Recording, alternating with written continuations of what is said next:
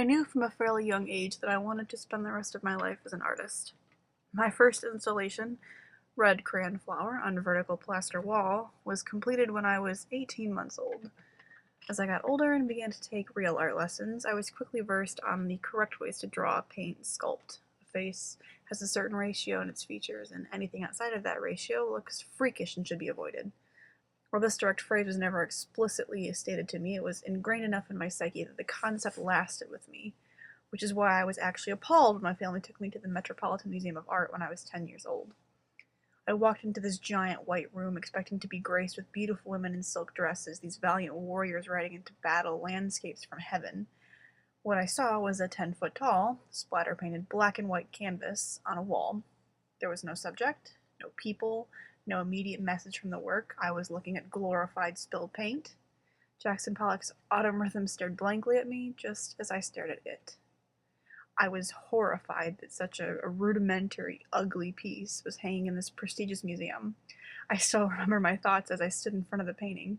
I could do better than that. I'm 10 years old and there are paintings in my fridge that can top this. This was my abrupt introduction into postmodern art. Andy Warhol, Salvador Dali, Max Ernst, all were names that I immediately grew to hate when introduced to their works. This concept of abstractions and straying from reality confused and terrified me.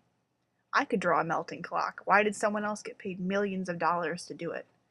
These themes weren't the only unsettling aspect of postmodernism either. The process of materials also frustrated me. Postmodern artists, they strayed from conventional, expensive supplies to create their work. Some opted for lowbrow materials in their pieces, magazine clippings, foil, dirt. Others took everyday objects and used them as sculptural pieces. How could a urinal with Marcel Duchamp's signature slapped on the side actually be sitting in a gallery? Unbeknownst to me, postmodern art was something I had been surrounded by for a lot of my young life. I had seen Warhol's Campbell soup can many times before, and Wayne Thiebaud's 4 ice cream cones actually hung in my bedroom. The startling realization came for me when I grasped the concept that these artists were dubbed iconic for seemingly extremely simple ideas, where I was taught, I assumed that in order to be a great artist, one had to create the non existent from the things around them, the known unknowns, taken directly from what one can see, feel, touch in the world. If my teacher could not feel the emotion of my work immediately, he told me I should consider starting over. These surrealists and pop artists were doing the unthinkable, creating these unknown unknowns, these nightmarish subjects with no real hold on classical technique, total disregard for typical tools and instruments. My considerably ignorant assumption was that everyone from that period was just on some type of drug and that contributed to their fantastical dreamscapes.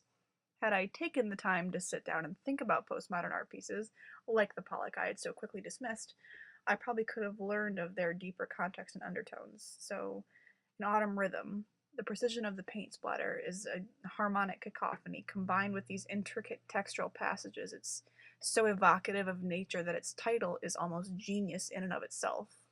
It took me a lot of time, years, to come and respect and understand these great artists. In actuality, I needed to do a lot of self searching.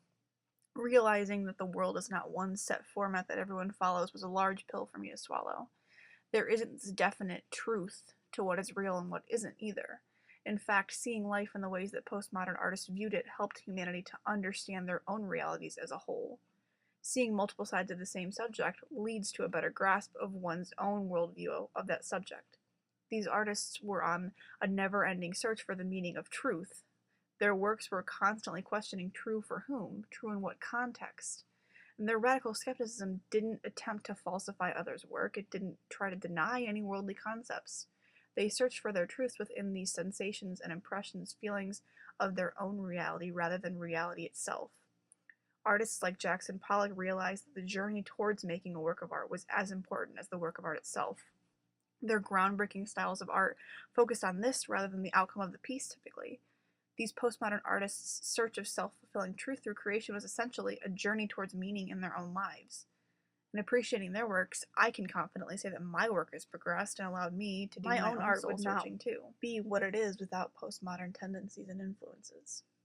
How fitting that almost 10 years after a little girl stood in front of Jackson Pollock in disgust, she now proudly hangs a framed copy in her house.